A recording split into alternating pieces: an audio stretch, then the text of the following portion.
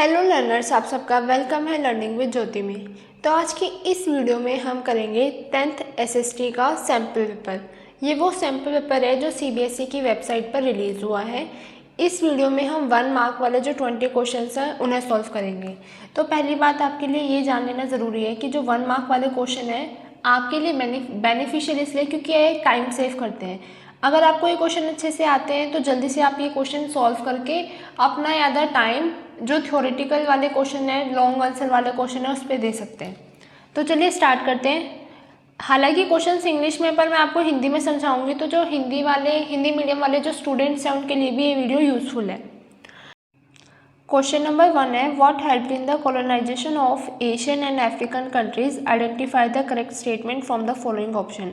इन options में से हमें से बताना है कि किस वजह से, किस कारण कॉलोनाइजेशन में हेल्प मिली एशिया और अफ्रीका वाले कंट्रीज़ में। कॉलोनाइजेशन मतलब होता है औपनिवेशिक काल। कॉलोनाइजेशन वो टाइम पीरियड होता है जिस टाइम पीरियड में कोई एक देश दूसरे देश पे शासन करता है। ए ऑप्शन है inter governmental policies for the expansion of trade, यानी सरकार ने जो नीतियाँ वगैरह बना रखी थी अपने व्यापार को फैलाने के लिए। ऑप्शन बी है government invite to other mother countries for expansion, की जो गवर्नमेंट थी उन्होंने दूसरे देशों को एक्सपेंड करने के लिए इनवाइट करा। सी है हमारा technology investment in improvement in transport, की इन देशों ने अपनी टेक्नोलॉजी वाले सेक्टर में, इन्वेस्टमेंट वाले सेक्टर में और ट्रांसपोर्ट वाले सेक्टर में इम्प्रूवमेंट की। और डी ऑप्शन है capitalist of this reasons wanted trade with colonial powers, यानी जो यहाँ के कैपिटलिस्ट लोग थे, जो पूंजीवाद लोग थे इन देशों के, वो चाहते थे औपनिवेशिक वाले दूसरे देशों के अमीर लोगों के साथ व्यापार करना। तो आपको ऑप्शन पता है तो अपनी नोटबुक में ऑप्शन लिख सकते हैं, बाद में चेक करना है कि आपका ऑप्शन सही था या नहीं। तो इस वाले क्वेश्चन का सही ऑप्शन है option C, technology investment and improvement in transport, कि उस देश में टेक्नोलॉजी का विस्तार हुआ, इन्वेस्टमेंट का विस्तार हुआ और ट्रांसपोर्ट में इम्प्रूवमेंट हुई, जिस वजह से हेल्प हुई colonisation of Asian and African countries. चलते हैं सेकंड क्वेश्चन की तरफ। सेकंड क्वेश्चन है हमारा, विच of the following newspaper was started by बाल गंगाधर तिलक। इनमें से कौन सा अखबार बाल गंगाधर तिलक ने स्टार्ट किया था? हिंदू, केसरी, सुधारक या प्रताप। अगर आपको ऑप्शन पता है तो आप ऑप्शन अपनी नोटबुक में नोट डाउन कर लीजिए। इसका सही ऑप्शन है ऑप्शन बी, केसरी। जो बाल गंगाधर तिलक थे उन्होंने जो न्यूज़पेपर स्टार्ट किया था उसका नाम था Kesari. Question 3, look at the picture given below, identify the name of the painter of this painting from the following option. ये पिक्चर जो आप देख रहे हैं, इसके जो पेंटर है आपको उनका नाम आइडेंटिफाई करना है। अब इसके जो पेंटर है वो अविंद्रनाथ टैगोर है, रविंद्रनाथ टैगोर है, राजा रवि वर्मा है या सामंत दास गुप्ता है। तो इसका सही ऑप्शन है ऑप्शन सी, राजा रवि वर्मा। ऑप्शन सी इसका करेक्ट ऑप्शन है।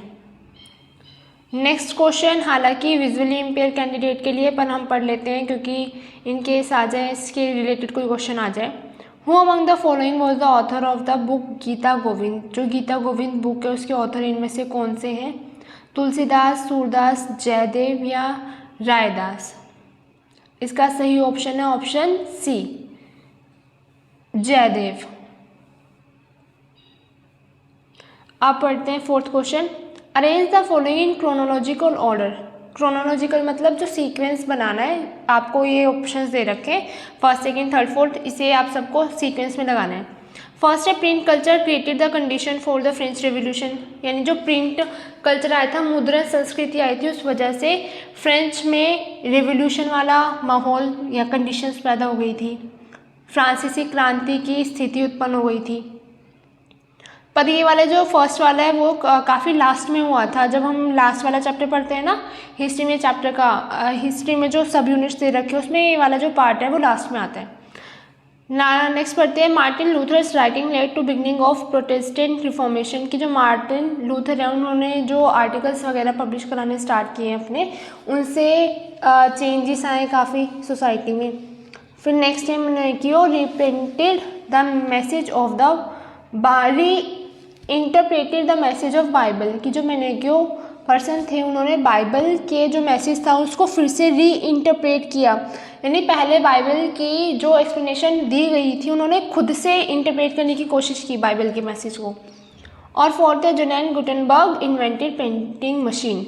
तो पहला ऑप्शन तो आपका हो जाएगा फोर्थ वाला, क्योंकि सबसे पहले जब प्रिंटिंग मशीन बनेगी, ये वाला आपका जो फर्स्ट सब यूनिट है ना लास्ट वाला चैप्टर हिस्ट्री में, उसमें मिल जाएगा आपको। तो सबसे पहले तो हमारा ये हो गया। तो अब देख लेते हैं फोर्थ हमारा सी पर पहले है और डी पर पहले है, यानी सी या डी में से कोई ऑप्शन है, ए और बी में से नहीं होंगे। अब उसके बाद हमारा क्या हुआ था, इसके बाद हमारा हुआ था मार्टिन लूथर ने राइटिंग स्टार्ट की थी जिस वजह से रिफॉर्मेशन हुई थी। और थर्ड नंबर पे आएगा हमारा ये थर्ड वाला रीइंटरप्रिटेशन हुई थी बाइबल के मैसेज की। और सबसे लास्ट में फ्रेंच रेवोल्यूशन के लिए उसको ट्राई किया गया था। तो ये वाले करेक्ट ऑप्शन हमारे किस में हैं, ये वाले हैं हमारे डी में। तो इसका ऑप्शन है डी, फोर्थ वाले क्वेश्चन का ऑप्शन है डी। अब पढ़ते हैं फिफ्थ क्वेश्चन को। Identify the crop with the help of the following information. ये जो इन्फॉर्मेशन हमारे सामने प्रेजेंट कर रखी है, इसको पढ़कर हमें पता लगाना है कि कौन से क्रॉप की बात हो रही है। It is a crop which is used both as food and fodder, मतलब खाने के लिए भी यूज़ होता है और चारे के लिए भी, जानवरों को चारे के पर्पज से भी यूज़ होता है इस क्रॉप का। It is a kharif crop which requires temperature between 21 degree Celsius to 27 degree Celsius. It grows well in old alluvial soil. Use of modern inputs have contributed to the increasing production of this crop. तो इन option को analyse करके हमें बताना है कौन सी crop की बात हो रही है, वीट, मेज, राइस, शुगर केन। तो इसका ऑप्शन है ऑप्शन बी, मेज। बी ऑप्शन, फिफ्थ का ऑप्शन नंबर है बी, यानी मेज क्रॉप है उसको चाहिए होता है 21 डिग्री सेल्सियस से 27 डिग्री सेल्सियस तापमान। ओल्ड एलुवियल सोइल में उगाई जाती है और मॉडर्न इनपुट का यूज़ करके हम इसके प्रोडक्शन को बढ़ा रहे हैं और इसका यूज़ होता है फूड में और फूडर में। तो इस तरीके से आपको 1 मार्क का क्वेश्चन भी पता चल गया। और अगर आपके दूसरा थ्योरी वाले लॉन्ग या शॉर्ट टाइप आंसर में आ जाता है कि आपको इसकी कंडीशन बतानी है, तो वो वाला क्वेश्चन भी आपका इस क्वेश्चन से तैयार हो गया। सिक्स्थ क्वेश्चन है विच of the following description of forest is not correct. इसमें पूछा है नॉट करेक्ट। तो सबसे पहले आपका ना क्वेश्चन पढ़ना ज़रूरी होता है, क्योंकि कई बार ना कुछ ऐसे इजी सा क्वेश्चन आ जाता है जो हमने ऑलरेडी पढ़ा होता है, तो बच्चे उसे देख के एकदम एक्साइटेड हो जाते हैं और जल्दबाजी में गलत कराते हैं। इसमें पूछा है कौन सा डिस्क्रिप्शन सही नहीं है। पहला है रिजर्व फॉरेस्ट वो होते हैं जिसमें more than half of forest reserve, जिसमें आधे से ज़्यादा फॉरेस्ट में रिजर्वेशन होती है, पहले वाला सही है, गलत नहीं है। प्रोटेक्टेड फॉरेस्ट वो होते हैं जिसमें 1/3 फॉरेस्ट रिजर्व होता है, ये वाला भी सही है। अनक्लास फॉरेस्ट वो होते हैं जिसमें reservation of forest under government and private individuals, जिसमें यानी अनक्लास फॉरेस्ट वो होते हैं जिसमें रिजर्वेशन तो होती है गवर्नमेंट के अंदर भी और प्राइवेट इंडिविजुअल्स के अंदर भी। अब स्टार्टिंग के तीनों सही है तो हमारा गलत है ऑप्शन डी, और क्वेश्चन के हिसाब से हमें गलत ही बताना है। तो सिक्स्थ का आंसर हो जाएगा ऑप्शन डी। पढ़ते हैं सेवेंथ क्वेश्चन में। इसमें ना आप सबको मैचिंग करनी है, तो मैचिंग लगाते हैं। रिन्यूएबल रिसोर्सेज, यानी ए ऑप्शन है नवीकरणीय संसाधन। रिन्यूएबल रिसोर्सेज कौन से होते हैं जो रिन्यू होते रहते हैं, तो रिन्यू कौन से होते रहते हैं हमारे, यही होते हैं फॉरेस्ट एंड वाइल्ड लाइफ, जो प्लांट्स वगैरह हैं रिन्यू तो होते रहते हैं। उसके बाद नॉन रिन्यूएबल रिसोर्सेज, गैर नवीकरणीय अनवीकरणीय संसाधन, वो जिन्हें बनने में काफ़ी साल लगते हैं, तो बी का हमारा हुआ फोर्थ। नेशनल रिसोर्सेज यानी राष्ट्रीय संसाधन, तो ये हमारा हुआ रोड वाला। और अंतर्राष्ट्रीय रिसोर्सेज यानी इंटरनेशनल रिसोर्सेज, तो ये ओशन रिसोर्स जो है। तो हमारा ऑप्शन कौन सा बैठ रहा है सेवेंथ क्वेश्चन का, ए।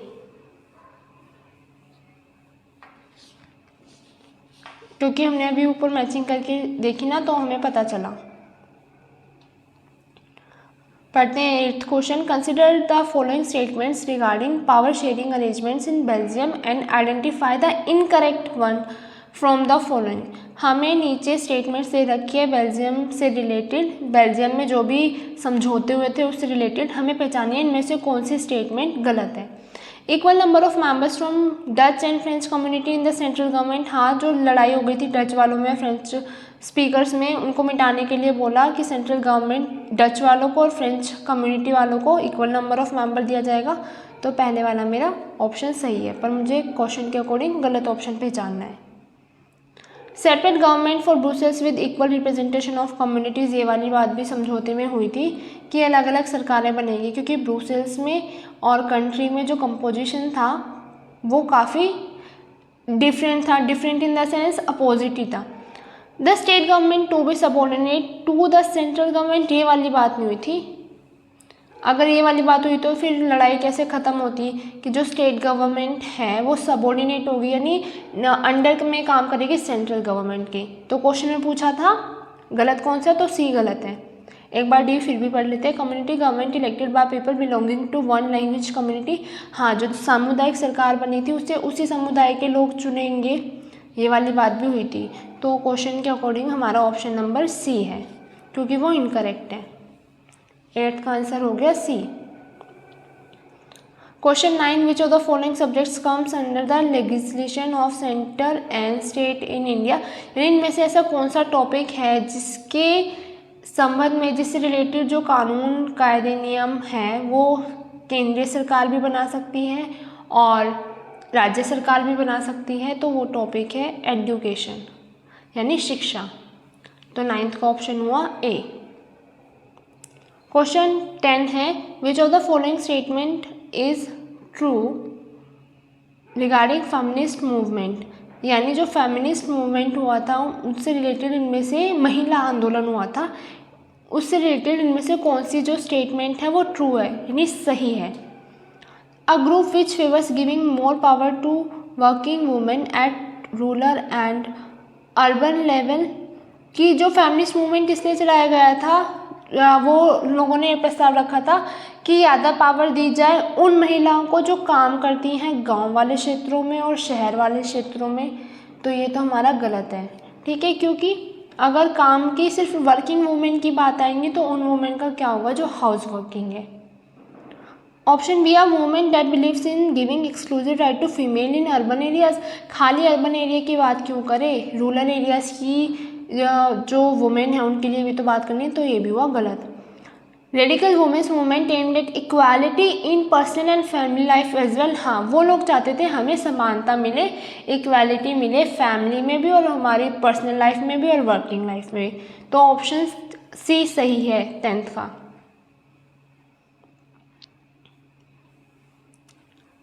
इलेवेंथ क्वेश्चन कह रहे हैं which one among the following pairs is correctly match. ये आपको बता रखा है, लिस्ट 1 और लिस्ट 2 में कुछ पेयर्स दे रखे हैं, आपको पता लगाना है कि इनमें से कौन सा सही है। तो पहले वाला ही सही है, Bharatiya Janata party national democratic alliance है। तो ऑप्शन सीधा मिल गया ए, 11th का ऑप्शन हो गया हमारा ए। 12th, there are two statements marked as assertion and reasoning. Mark your answer as per the course provided below. तो हमें बताना है इनमें से कौन सी सही है। assertion दे रखा है, उसका रीज़न दे रखा है। assertion and democracy is an accountable, responsive and legitimate government. हाँ, ये बात बिल्कुल सही है कि जो डेमोक्रेसी होती है, लोकतंत्र होता है, वो एक जिम्मेदार सरकार का निर्माण करता है और पूरी जिम्मेदारी लेता है एक लोकतांत्रिक देश अपने देश को चलाने की। फिर इसका कारण क्या है, democracies have regular free and fair elections and decision making is based on norms and procedures. ये बिल्कुल इसका सही कारण है कि जो लोकतंत्र होते हैं उनमें निश्चित आधार पर इलेक्शन करवाए जाते हैं, चुनाव करवाए जाते हैं और जो डिसीजन मेकिंग की पावर है वो कुछ रूल्स पे बेस्ड है। ऐसा नहीं है कि कोई भी इंसान सरकार में आएगा और अपने कायदे कानून बनाएगा। तो इसका ऑप्शन नंबर ए है कि ए और आर दोनों ट्रू है और आर करेक्ट एक्सप्लेनेशन है ए का। तो 12th का ऑप्शन नंबर हो गया A. Question number 13, which one of the following religions was protected and fostered by Sri Lankans in their constitution. इनमें से कौन सा धर्म है जो श्रीलंकन ने अपने संविधान में सुरक्षित रखा गया और उसको बढ़ाने की कोशिश की गई है? क्रिश्चियनिटी, हिंदुइज्म, बुद्धिज्म, इस्लाम। तो इसका क्वेश्चन सोचिए, आंसर सॉल्यूशन सोचिए और अपनी नोटबुक में नोट डाउन करिए। ये 20 क्वेश्चन है। अगर आप सब ऐसे कर रहे हैं स्टार्टिंग से ही कि नोट डाउन कर रहे हैं साथ के साथ और पता लगा रहे हैं कितने सही हैं, तो आप पता कर पाएंगे 20 में से आज की तारीख में आपके कितने मार्क्स आ रहे हैं। 13 का ऑप्शन है सी, बुद्धिज्म। बौद्ध धर्म को उन्होंने अपने कॉन्स्टिट्यूशन में रख रखा है कि हमें इस धर्म को प्रोटेक्ट करना है और फोस्टर यानी बढ़ाना है, इसका प्रचार प्रसार करना है। आप कह रहे हैं डेटा आपको दे रखा है, इसे पढ़ना है। इस डेटा में बता रखा है मैक्सिमम एलिमेंट्री स्कूल एजुकेशन होता है 8th क्लास तक, तो हरियाणा में है 61%, केरला में है 83% और बिहार में 43%। हमसे पूछ क्या रहे हैं? हमसे पूछ रहे हैं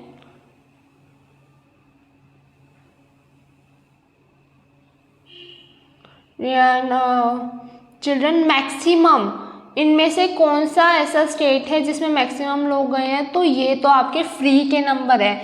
यहाँ पे हमें दिख रहा है इन तीनों को अगर आप कंपेयर करो तो मैक्सिमम है 83 और 83 किसका है? केरला का।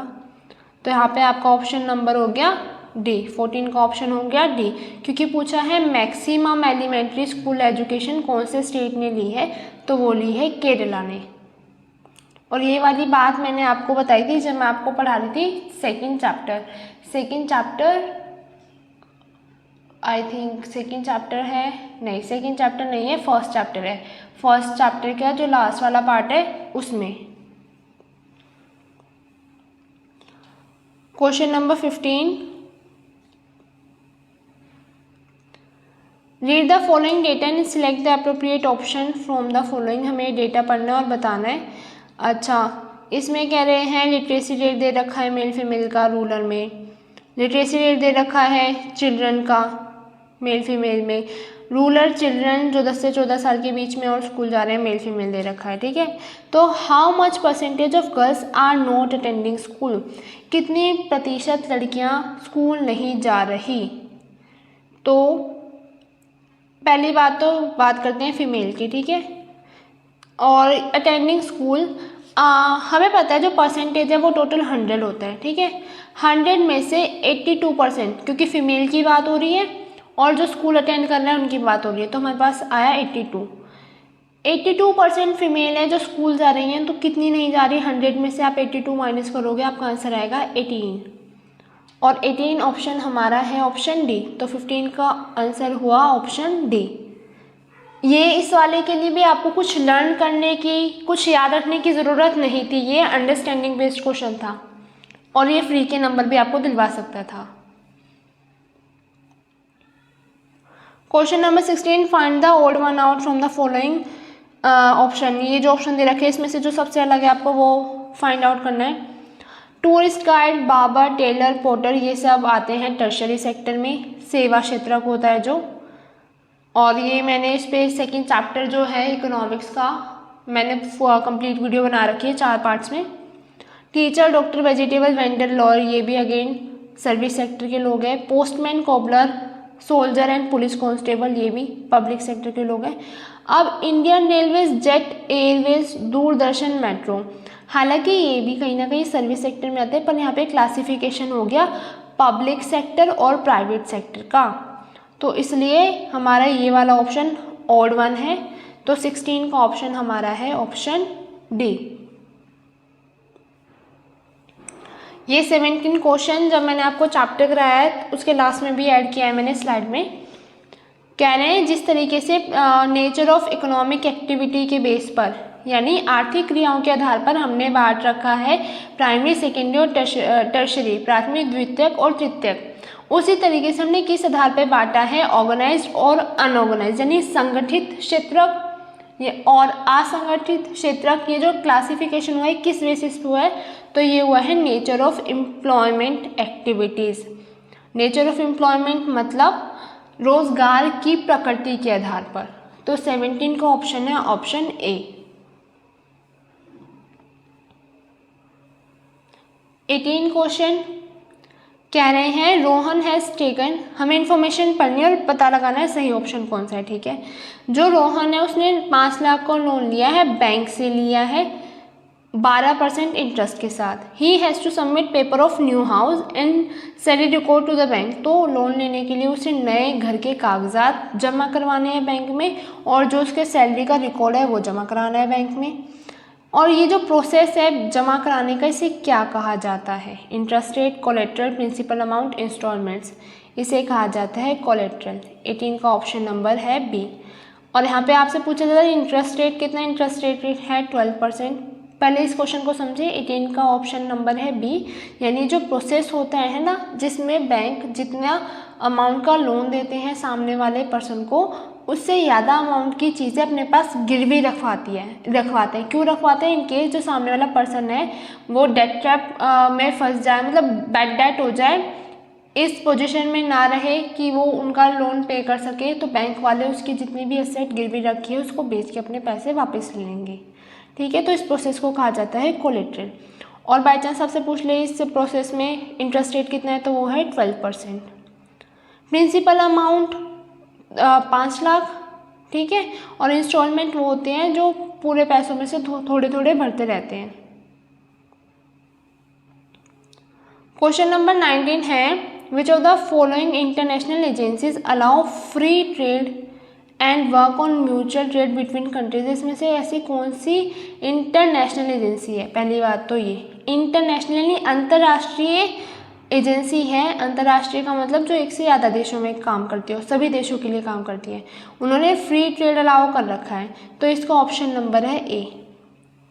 19 का ऑप्शन नंबर है ए। WTO, WTO की फुल फॉर्म होती है वर्ल्ड ट्रेड ऑर्गेनाइजेशन, जिसे हिंदी में कहते हैं विश्व व्यापार संगठन, ठीक है। तो 19 का ऑप्शन है ए। WTO एक ऐसी इंटरनेशनल एजेंसी है जिसने अलाउ किया है फ्री ट्रेड और म्यूचुअल ट्रेड बिटवीन कंट्रीज।